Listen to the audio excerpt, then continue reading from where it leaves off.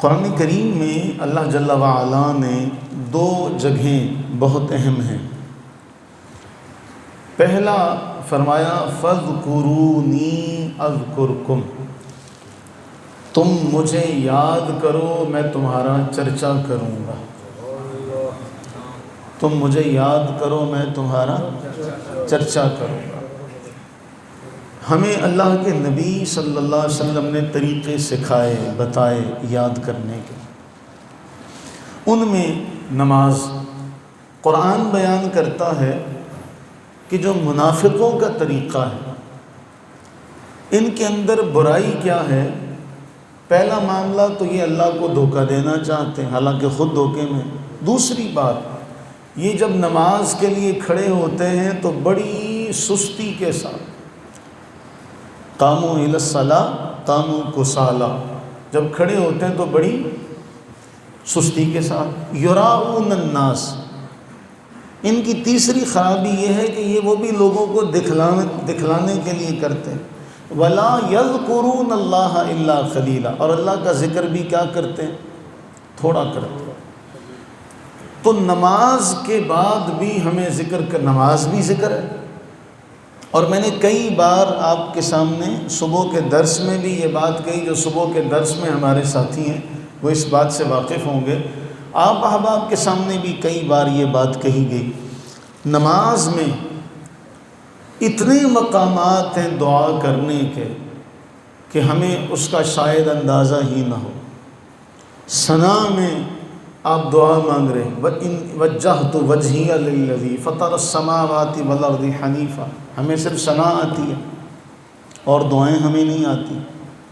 ثنا میں ایک دعا ہے، اے اللہ میرے اور میرے گناہوں کو ایسے دور کر دے جیسے مشرق اور مغرب کے درمیان کا فاصلہ، مجھ سے میرے گناہ دور کر دے۔ محاورہ کہا جا رہا ہے، اے اللہ اللہم باعد بینی و بین خطایای کما باعدت بین المشرق والمغرب، مجھ سے میرے گناہ ایسے دور کر دے جیسے مشرق اور مغرب۔ اللہم اغسل خطایای بالماء والثلج والبرد، اپنی رحمت کے ٹھنڈے پانی سے، اولوں کے ٹھنڈے پانی سے میرے گناہوں کو دھو دے،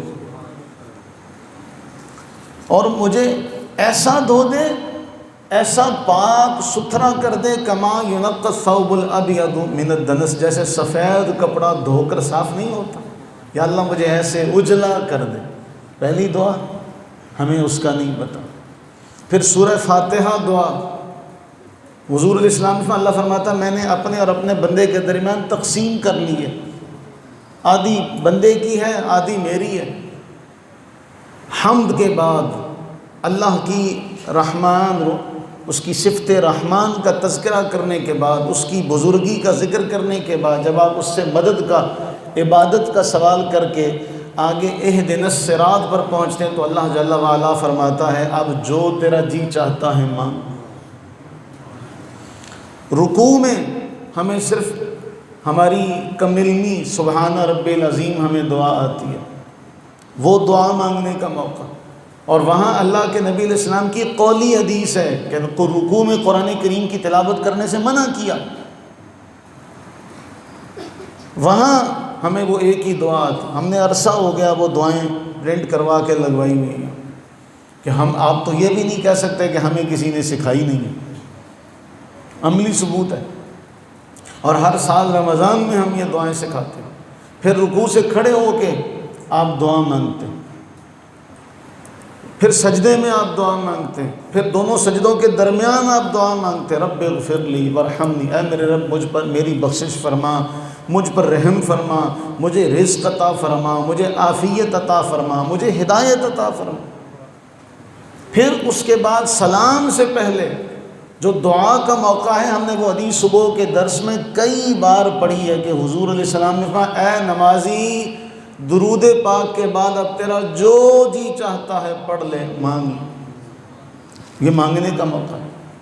تو ہم اپنی عمر کا آپ حصہ دیکھیے کہ ہماری کتنی عمر گزری ہے اور ہم آج تک اپنی نماز کو فلسفے کے اعتبار سے سیدھا اور درست نہیں کر سکے، باقی کیا معاملات کریں گے۔ جس موضوع پر میں نے آج گزارشات کرنی تھی 15 سال کے قریب ہمیں عرصہ ہو چکا ہے۔ یہ صحیح بخاری کی حدیث ہے جو آپ کے اس وقت سامنے ہے، اور صحیح بخاری کا حدیث نمبر ہے 841۔ حدیث کس میں ہے؟ اونچی۔ حضرت عبداللہ ابن عباس رضی اللہ تعالی عنہما خبر دیتے ہیں، مفسر قرآن، رسول اللہ صلی اللہ علیہ وسلم کے محبوب چچا کے بیٹے، ان رفع الصوت بالذکر حین ینصرف الناس من المکتوبہ کان علی عہد النبی صلی اللہ علیہ وسلم، وقال ابن عباس کنت اعلم اذا انصرفوا بذلك اذا سمعته۔ فرماتے ہیں اونچی آواز سے ذکر کرنا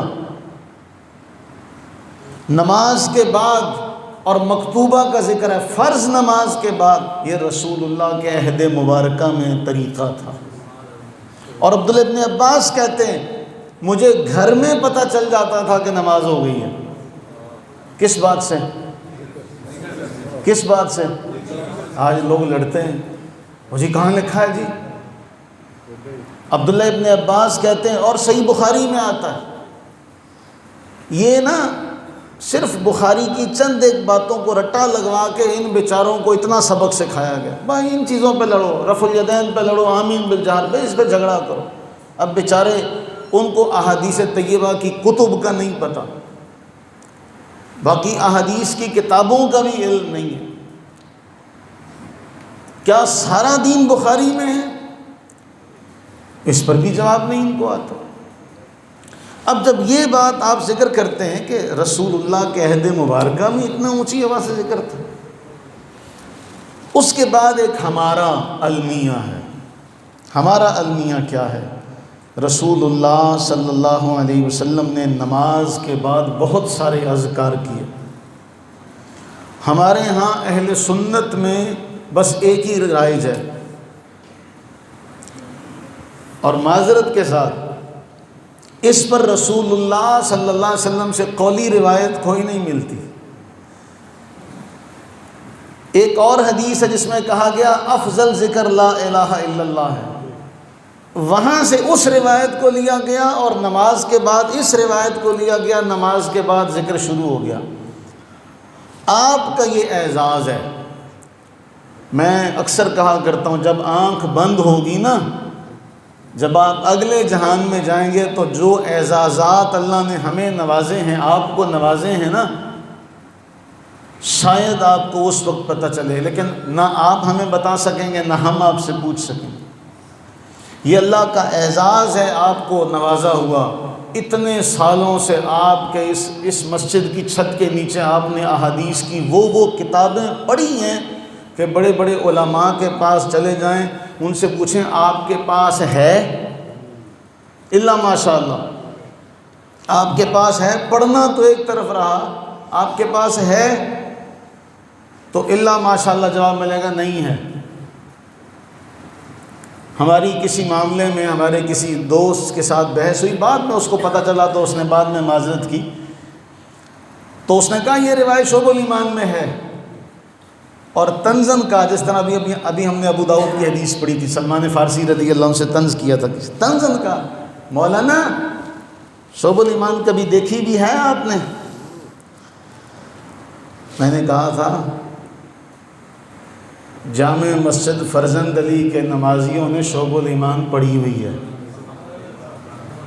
میرے دیکھنے کی بات کر رہے ہو، شاید تم ابھی مدرسے میں بھی نہ گئے ہو، ہم نے 2005 میں 6 میں شعب الایمان پڑھی تھی۔ کتنے سال پرانی بات ہے؟ تو تم شاید ابھی مدرسے میں بھی داخل نہ ہوئے ہو، فراغت ہونی تو بڑی دور کی بات ہے۔ تو اللہ کا یہ فضل اور کرم ہے۔ تو ہم یہ ساری روایت، بدقسمتی ہم نے صرف ایک حدیث کو لیا، ہمارے ہاں مساجد میں وہ ایک ہی حدیث پر عمل کیا جاتا ہے۔ اللہ کا شکر اور فضل اور کرم یہ ہے کہ ہم 15 سال سے اس ایسی سنت پر عمل کر رہے ہیں۔ اللہ نے ہمیں یہ شرف عطا کیا جو شاید آپ نے اپنی زندگی میں کہیں دیکھا نہ ہو، آپ نے اپنی زندگی میں کہیں نہیں دیکھا ہوگا۔ سن 2010 سے ہم نے شروع کیا تھا، سن 2010 سے، سن 2010 میں ہم نے پہلا ذکر شروع کیا نماز کے بعد۔ اب یہ تو ثابت ہوگا نا نماز کے بعد ذکر ہے، اس پر تو اور کوئی دلیل دینے کی ضرورت نہیں نا۔ ہم نے سب سے پہلا ذکر کیا 2010 میں کہ نماز کے بعد جو ذکر کیا جائے گا وہ استغفر اللہ کا ذکر ہوگا۔ کون سا ذکر ہوگا؟ استغفر اللہ، نماز کے بعد۔ سن 2010 میں وہ جو ہمارے ہاں کئی سالوں سے روایت چلی آ رہی تھی، لا الہ الا اللہ، لا الہ محمد الرسول اللہ، ہم نے، آپ اسے کہہ سکتے ہیں کہ ہم نے حصار توڑا، ہم نے بغاوت کی، ہم نے اپنے نظام سے بغاوت کی، ہم پر فتوے بھی لگے، ہم نے ان کا سامنا بھی کیا، اور ہم نے کہا کہ جی دلیل لا دیں۔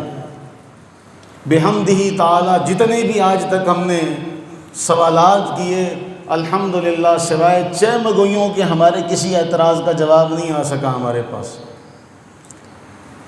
بحمدہ تعالی ثم الحمدللہ۔ سن 2011 میں ہم نے دوسرا جو ذکر تھا ہم نے شروع کیا، یہ صحیح بخاری کی حدیث تھی، لا الہ الا اللہ وحدہ لا شریک لہ لہ الملک ولہ الحمد وہو علی کل شیء قدیر، اللہم لا مانع لما اعطیت ولا معطی لما منعت ولا ينفع ذا الجد منک الجد۔ یہ صحیح بخاری میں آتا ہے کہ حضرت مغیرہ نے حضرت معاویہ رضی اللہ عنہ کو خط لکھ کر یہ حدیث بھیجی تھی۔ اگلے جمعے انشاءاللہ زندگی رہی نا تو سیدنا امیر معاویہ رضی اللہ عنہ کے حوالے سے ہم گفتگو کریں گے۔ تو حضرت مغیرہ حضرت معاویہ کو رضی اللہ تعالیٰ عنہ خط لکھ کر بھیجتے ہیں کہ رسول اللہ صلی اللہ علیہ وسلم ہر فرض نماز کے بعد یہ دعا پڑھا کرتے تھے، چوتھا کلمہ اس کے آخر میں کیا ہے؟ اے اللہ جس کو تو عطا کرے کوئی نہیں روک سکتا، اور جس سے تو روک لے اس کو کوئی دے نہیں سکتا، اور تیرے مقابلے میں کوئی آ جائے، نفع دینے کے معاملے میں، ضرر کے معاملے میں کوئی آ جائے، تیرے مقابلے میں کوئی نہیں آ سکتا۔ ولا ينفع ذا الجد منک الجد، کہ یہ تیرا معاملہ اس کے آگے کوئی ٹھہر نہیں سکتا۔ 2012 میں ہم نے سنن ابو داؤد کی حدیث تھی، اللہم اعنی علی ذکرک و شکرک و حسن عبادتک، اے اللہ میری مدد فرما، اے اللہ میری مدد فرما۔ اور حضور نے وصیت کی تھی سیدنا معاذ رضی اللہ عنہ کو، یہ چھوڑنا نا، اے اللہ میری مدد فرما، کس پر؟ اپنے ذکر پر۔ یہ اللہ کے فضل کے بغیر نہیں ہو سکتا۔ آپ یہاں آئے بیٹھے ہیں، اللہ کے نماز سے پہلے آئے بیٹھے ہیں، اپنے کام کاج چھوڑ کر آئے بیٹھے ہیں، کس کا فضل ہے؟ اللہ کے فضل سے آپ یہاں بیٹھے ہیں۔ اگر اس کا فضل اور اس کا کرم نہ ہوتا تو آپ یہاں، تو یہ اللہ کا فضل ہے۔ اے اللہ مدد فرما اپنے ذکر پر اور شکر پر، شکر بھی اللہ کے فضل کے بغیر، وحسن عبادت، اچھی عبادت بھی اللہ کے فضل کے بغیر نہیں ہوتی۔ دو چار ٹکریں مارنے والے کو تو منافق کی نماز کہا گیا، حسن عبادت، عبادت میں حسن لانا۔ جس طرح ابھی ہم نے پڑھا، اذکار نماز کا خیال کرتے ہوئے نماز کو اعتدال کے ساتھ پڑھنا۔ ہم اللہ سے دعا مانگتے ہیں، ہمیں اے اللہ ہماری مدد فرما۔ سن 2012 میں ہم نے یہ پڑھا۔ سن 2013 میں سورہ صافات کی آخری آیات مبارکہ، سبحان ربک رب العزت عما یصفون وسلام علی المرسلین والحمد للہ رب العالمین، یہ سن 2013 میں ہمارا ذکر تھا نماز کے بعد۔ 2014 میں صحیح مسلم کی حدیث، ربی قنی، اے باری تعالیٰ مجھے بچا اپنے عذاب سے، جب تو سارے لوگوں کو اٹھائے گا، اپنے بندوں کو جمع کرے گا، تب مجھے عذاب سے بچانا۔ سن 2014 میں ہم نے یہ ذکر کیا تھا۔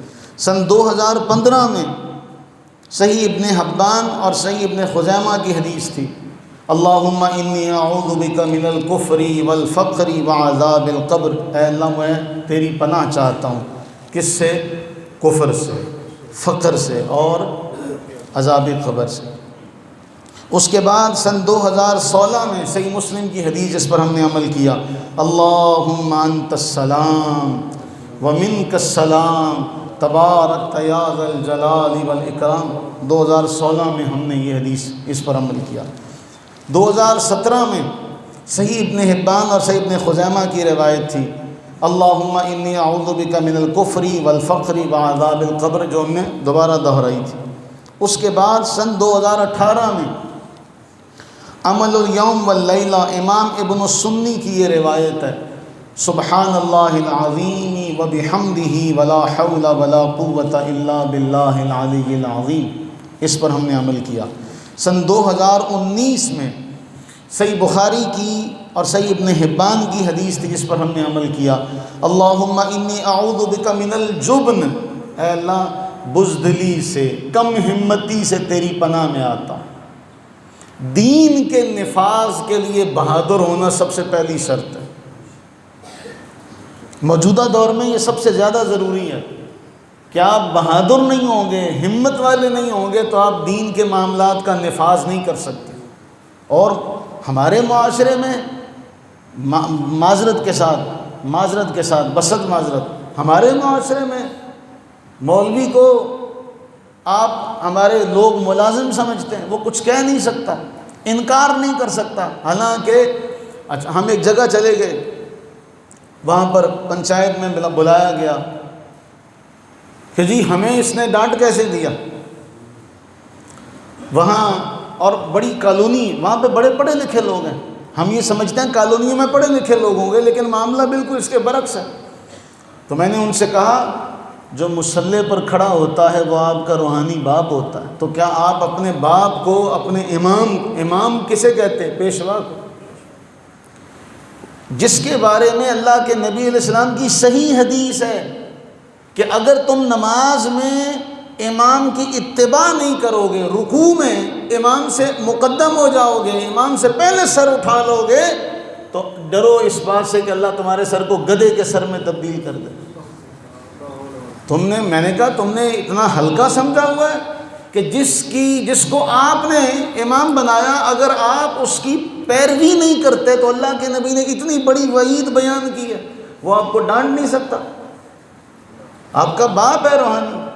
ہمارے معاشروں کا یہ المیہ، خیر ہمارے ہاں نہیں ہے لیکن سارے اچھے نہیں ہوتے، اللہ ماشاء اللہ ساڈے بھی بندے ہے گئے اِداں دے وچ، وہ سارے نیانے چنگے نہیں نہ ہوندے، پنجوں انگلیاں برابر نہیں ہوندے، کئی وچ اُداں دے بھی ہوندے۔ تو ہم کئی اچھوں کا خیال کرتے ہوئے جو چند ایک نادان ہیں ان کا ذکر ہی نہیں کرتے، ٹھیک ہے نا؟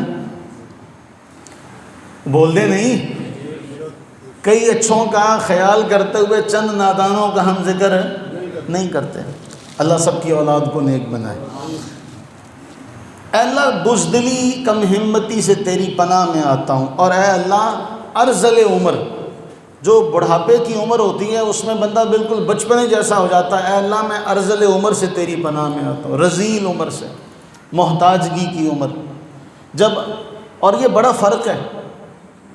فرق ہے، بچہ بیمار ہو جائے، ایک ڈاکٹر کے پاس گئے، اس نے دوائی دے دی، دوائی ایک بار کھلا دی، صبح لے کر گئے، دوائی دی، ابھی دوپہر کا معاملہ آنا ہے، ابھی شام کا معاملہ آنا ہے، اسے آرام نہیں آیا، ہم اپنے بچے کو کسی اور کے پاس لے کر جاتے ہیں۔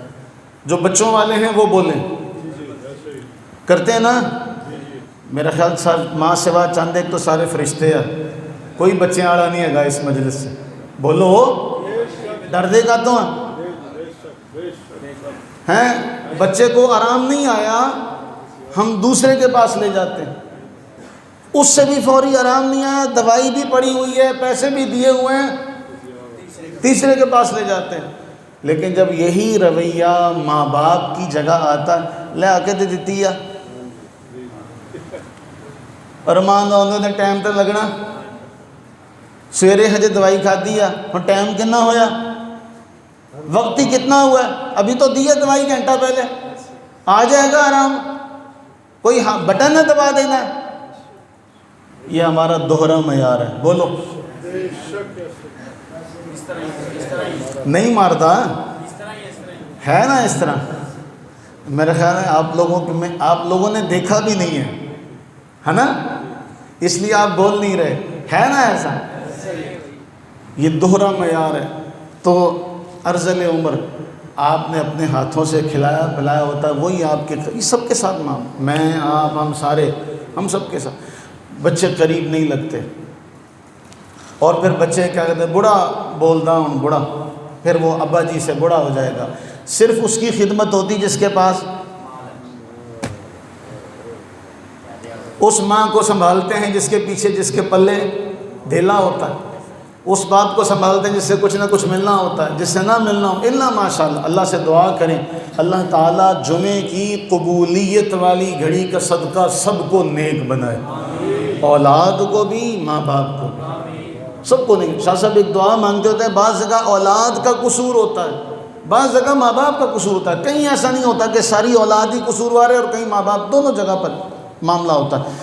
دنیا کے فتنے سے تیری پناہ میں آتا ہوں، عذاب قبر سے تیری پناہ میں آتا ہوں۔ 2019 میں ہم نے یہ ذکر کیا تھا، 2020 اور 21 میں 2 سال ہم نے یہ ذکر کیا تھا، بسم اللہ الذی لا یضر مع اسمہ شیء فی الارض ولا فی السماء وہو السمیع العلیم۔ 2022 میں ہم نے آیت الکرسی پر عمل کیا تھا، آیت الکرسی پڑھنے پر، کہ ہر فرض نماز کے بعد آیت الکرسی کی تلاوت ہوتی۔ 2022 میں 2023 اور 24 میں ہمارا یہ ذکر تھا جو ہم نے ابھی تک کیا، لا الہ الا اللہ وحدہ لا شریک لہ لہ الملک ولہ الحمد وہو علی کل شیء قدیر، لا حول ولا قوة الا باللہ ولا نعبد الا ایاہ، لہ النعمۃ ولہ الفضل ولہ الثناء الحسن، لا الہ الا اللہ مخلصین لہ الدین ولو کرہ الکافرون۔ یہ 13 احادیث ہیں،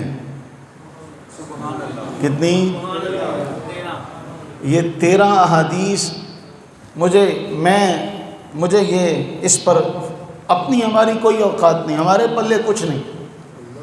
اللہ کے حضور جا کر یہ ضرور عرض کروں گا کہ باری تعالیٰ وہ 13 احادیث جن کو شاید کہیں نہ پڑھا جاتا ہو، تیرے فضل و کرم سے ان کو میں نے پڑھائی تھی، جو کتابوں میں کہیں مدفون ہو چکی تھی، اور اللہ کے فضل و کرم سے 14 نمبر حدیث 2010 سے 2025، اور ہم آج جس حدیث پر عمل کرنے جا رہے ہیں، امام ابن السنی نے عمل الیوم واللیلہ میں نقل کیا، اللہ کے نبی سرور عالم صلی اللہ علیہ وسلم نے فرمایا، جو فجر کے بعد اور عصر کے بعد 3 بار یہ پڑھ لے، استغفر اللہ الذی لا الہ الا هو الحی القیوم واتوب الیہ، استغفر اللہ الذی لا الہ الا هو الحی القیوم۔